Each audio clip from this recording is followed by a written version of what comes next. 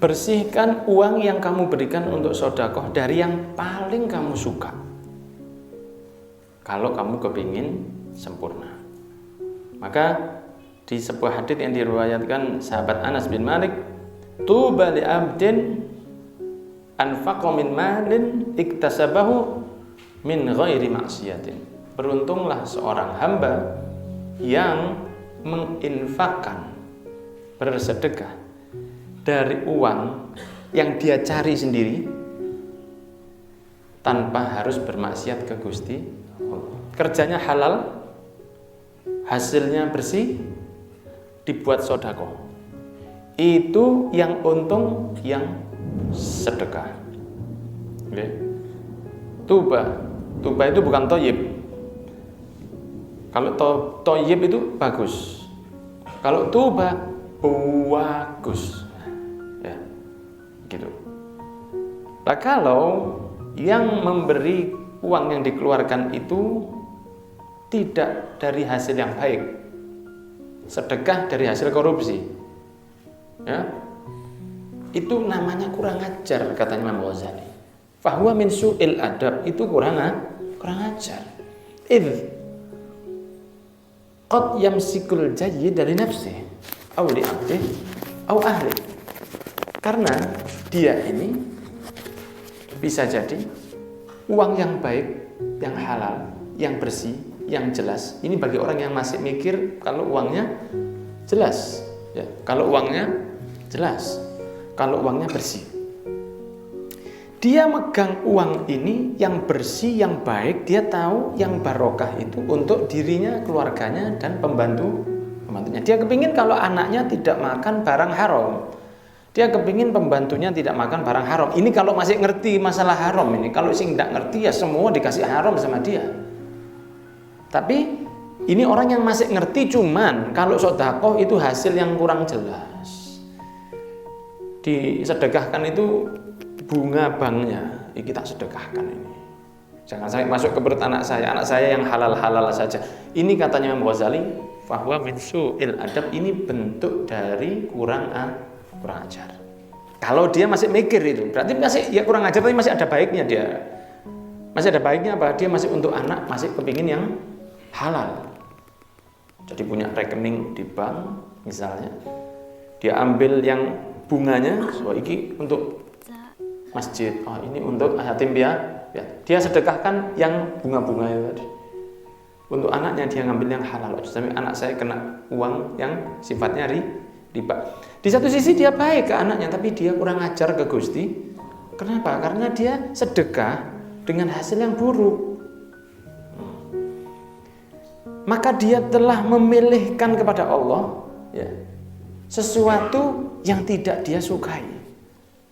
Kamu memberi Allah sesuatu yang kamu tidak suka. Seandainya, ya, dia begitu ke tamunya, kemudian tamu yang datang diberi jajan yang sudah kadaluarsa, sudah basi. Kopinya sudah kopi 5 hari yang lalu dan dingin. Kemudian dia diberi makanan yang sudah berjamur. Kira-kira tamunya marah nggak? Marah. Lah kalau ketemu kamu begitu, bagaimana kamu ke Gusti? Kamu ketemu aja, kamu jaga kasih yang baik.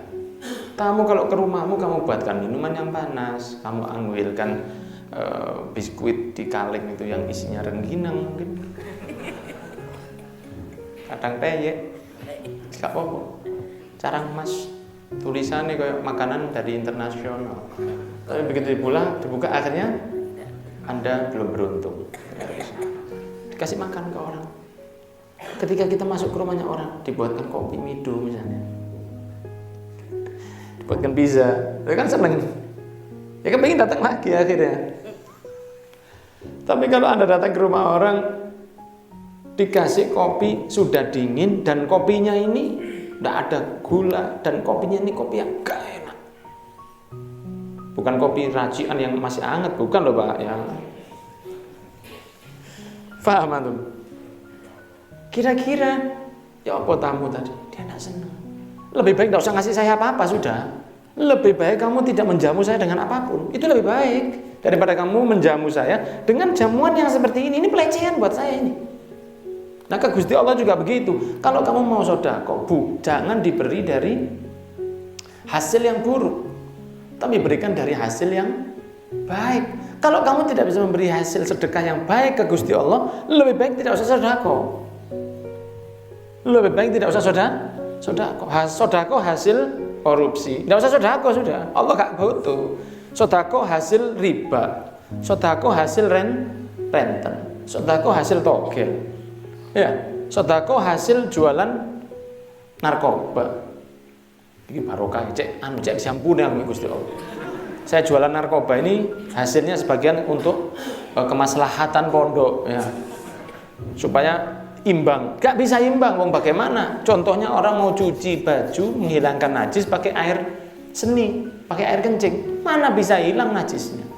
Nah, katanya Imam Ghazali begitu. Jadi kalau kamu enggan memberi tamu dengan makanan yang buruk, maka kamu juga harus enggan sedekah dengan hasil yang buruk.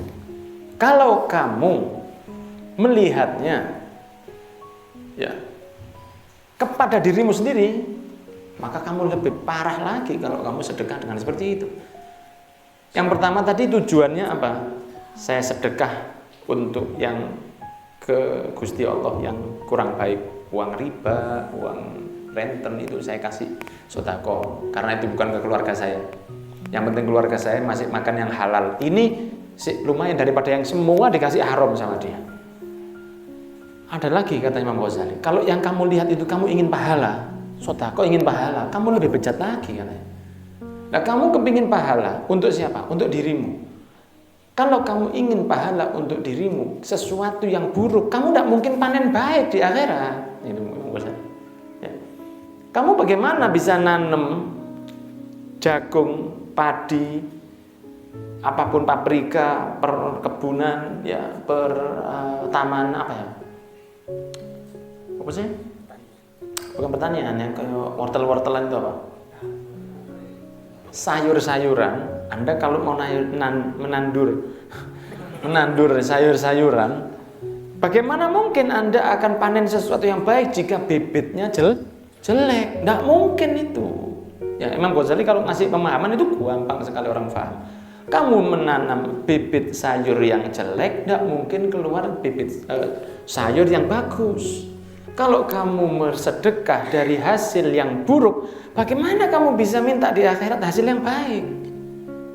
Nah, makanya kita tuh disuruh minta ampun ke Allah karena kita ini ibadahnya jelek. Kan begitu. Ibadah kita ini kan kita harus merasa bahwa ibadah ini jelek karena dengan ibadah kita ini kita mengharapkan pahala di akhirat, padahal ibadah kita ini belum baik. Sholat belum bisa khusyuk, ngaji Quran belum bisa istiqomah, atau lagi lebih-lebih memahami maknanya itu masih jauh. Nah, sehingga katanya Imam Ghazali kalau sedekah yang baik. Ada lagi yang ikhlas, yang sedikit maksa, yang menyedekahkan dalam keadaan lancar atau susah. Maka dikatakan sabaqo dirham mi'ata alfi dirham. Bisa jadi 1 dirham mengalahkan 100.000 dirham. Kok bisa? 1.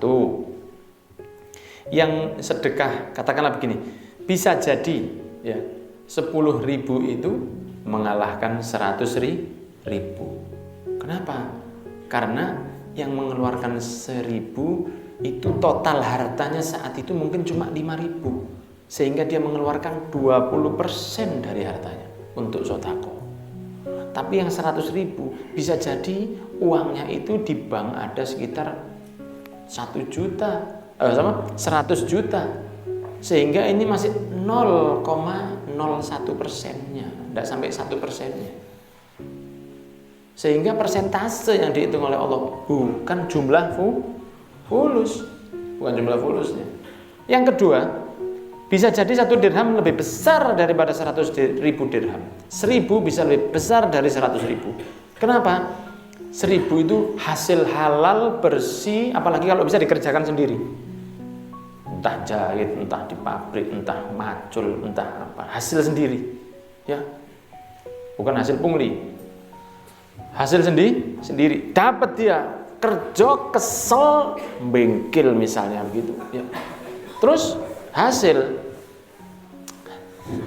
hasilnya buat sodako, dikasih buat sodako, dan dia mengeluarkannya dengan senang, dia mengeluarkannya dengan ikhlas, dia mengharap pahala dari Allah Subhanahu wa ta'ala.